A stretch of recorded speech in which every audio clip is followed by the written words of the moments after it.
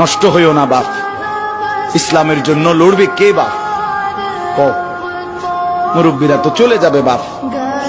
18 বছরের ছেলে, 20 বছরের ছেলে, 22 বছরের তাগড়া জওয়ান, তুমি নষ্ট হয়ে গেলে, তুমি চরিত্রহীন হয়ে গেলে, তুমি যদি সারাক্ষণ নারী ছাড়া, ছবি ছাড়া, মদ জুয়া অশ্লীলতা, তুমি যদি মোবাইলের আসক্তি ছাড়া চলতে না পারো, আগামী দিনে ইসলামের জন্য তুমি করবা কেমন, লড়বে কেমন?